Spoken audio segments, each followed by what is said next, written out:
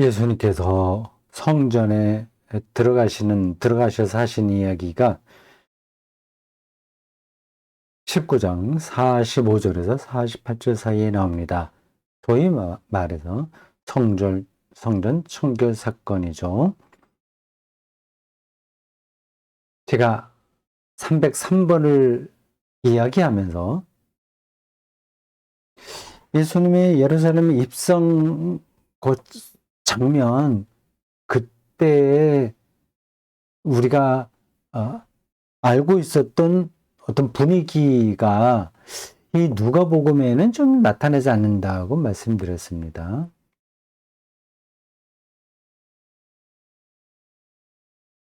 예루살렘에 딱 들어가는 장면은 여기 묘사가 안 돼 있어요. 앞에서 찬송한다 하는 이야기를 본다면 바로 예루살렘에 들어가는 것처럼 느껴지거든요. 근데 그게 아니라 그런 얘기 있은 다음에 41절에 예루살렘 성에 들어가지 않고 아직까지는 바깥에서 성을 바라보면서 어떤 말씀을 하신 거 보면 들어가지 않으신 거예요. 근데 갑자기 여기 45절에는 성전에 들어가시는 것으로 나옵니다. 약간 그 순서에서 그래서 정리가 되지 않은 것 같습니다. 정리되지 않았다기보다 그걸 자세하게 설명하지 않았죠. 보험사 기자들은 그런 데 관심이 없습니다. 어떤 핵심을 전하는 것만을 목표로 기록했어요. 그래서 제가 앞에서도 이야기한 것처럼 예수님의 감정 표현 그런 거 다 뺐습니다. 그죠? 드라이하게 예수님 이야기를 적은 거예요. 우리의 쓸데없는 상상력은 갖지 말라는 뜻으로 예수님의 십자가, 겟세마네 십자가 그런 데서도 다 그렇게 드라이하게 적었습니다. 예수님이 머리 멸류관에 섰으니까 얼마나 아프셨을까. 이게 기록한 사람의 감정이 그게 하나도 들어가지 않았습니다. 네, 그건 그렇고 제가 이 같은 병행구 마태복음 21장을 한번 확인해 봤습니다. 근데 같은 이야기를 하고 있는데 이 마태복음에서는 21장 10절에 보면 예수님께서 예루살렘에 들어가니까 온 성이 소동해서 저 사람 누구지? 그랬다는 표현이 나와요. 누가복음에는 전혀 그게 나오지 않습니다. 그러자 무리가 이르되 갈릴리 나사렛에서 온 선지자 예수라 하니라.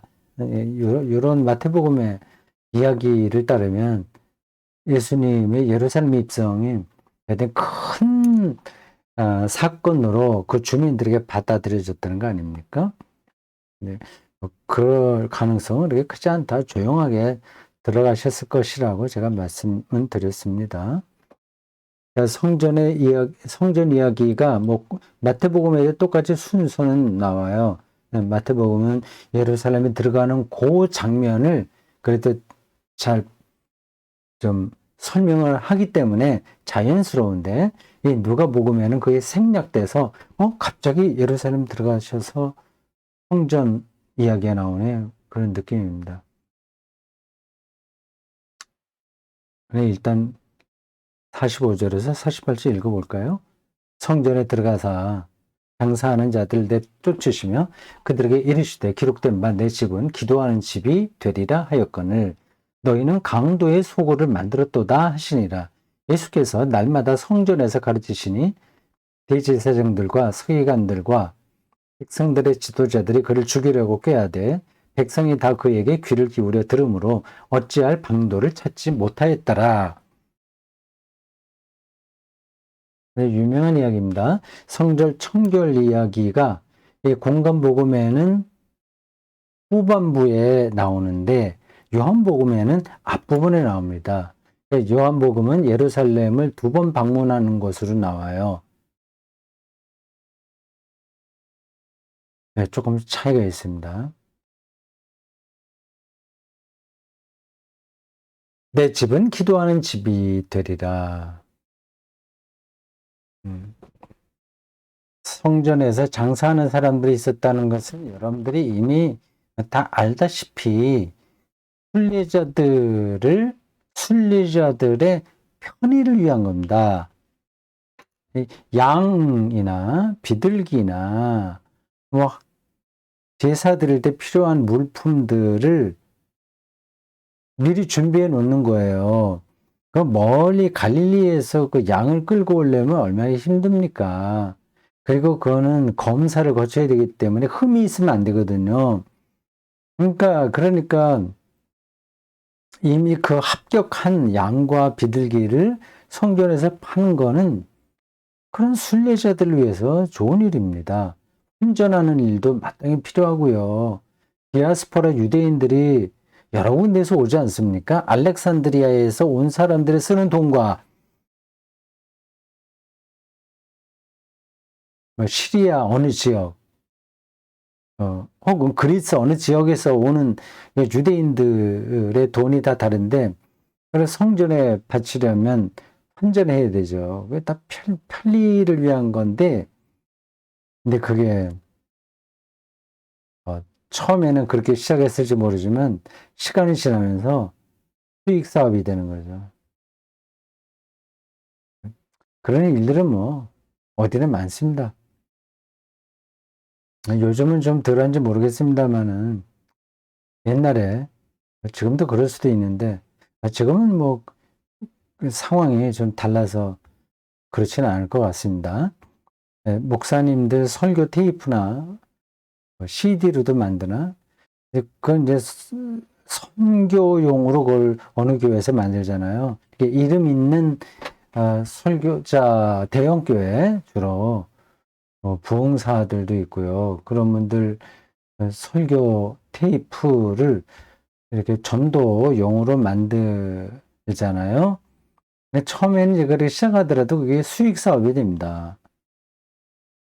근데 지금은 뭐 유튜브로 다 공개되니까 그런 건 만들지 않을 겁니다. 인터넷, 뭐 유튜브, 이게 뭐 단점도 있으나 장점도 많습니다. 이제는 다 완전히 공개되니까 차라리 잘 됐어요. 정보가 너무 범람해서 문제이긴 한데 그래도 걸러지지 않겠습니까? 조금 옆으로 가는 이야기였습니다. 그들을 향해서 내 집은 기도하는 집이다 이렇게 말씀하셨습니다. 강도의 속으로 만들었다. 좀 예루살렘 성전을 관리하는 사람들의 입장에서는 정말 기분 나쁜 이야기죠. 기분만 나쁜 게 아니라 위험한 발언입니다. 저런 발언들은. 저기 이들의 뭐라 그러죠? 그 속셈이 발각되는 거죠. 그리고 자칫하면 이제 수익 사업에 지장도 있을 테니까요. 하여튼 그래서 그게 굉장히 소란스러워졌습니다.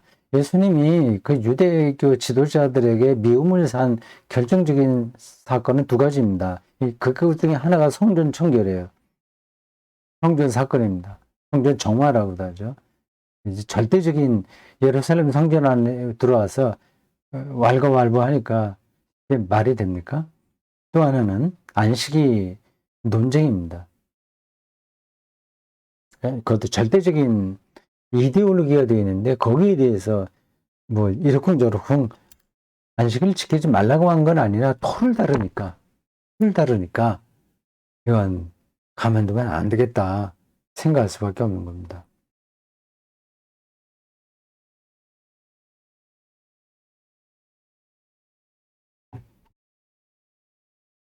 네, 47절에 드디어 대제사장, 서기관, 백성의 지도자들, 장로들이죠.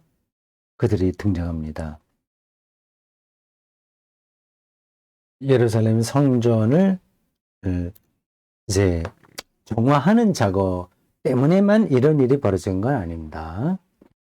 많은 일들이 쌓였죠. 앞에서 말씀드린 안식일 논쟁도 있고 두루두루 많습니다. 그리고 이런 이야기들은 제자들의 그 성서를 기록한 사람들과 그 당시 사람들, 이건 한자 후대라고 제가 여러 번 말씀드렸어요. 그 생각이 반영된 겁니다. 실제로 대제사장과 서기관들과 백성 지도자들 그 당시에 예수님이 살아있을 때에 예수를 죽여야 되겠다고 생각했을까? 그건 저도 장담은 못하겠습니다.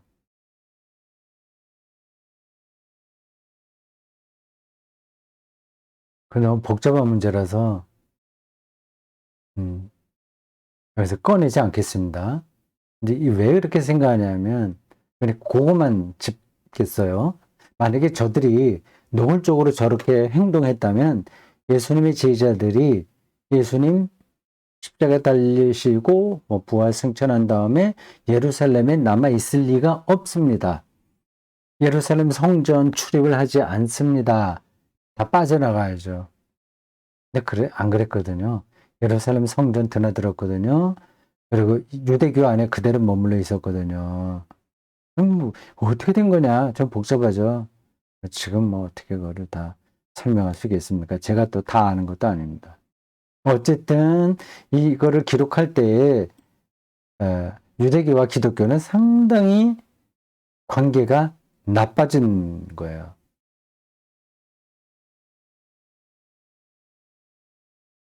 그리고 예수님 당시에도 저들 지도자들이 예수님을 좋게 보지는 분명히 않았습니다.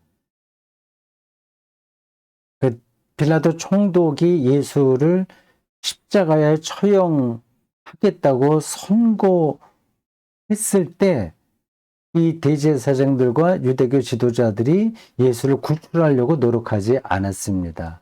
그러니까 방관, 휴수안도 앞에 나서서 예수를 죽이려고 하지는 않았다고 하더라도 그 위기 가운데서 방관한 거죠.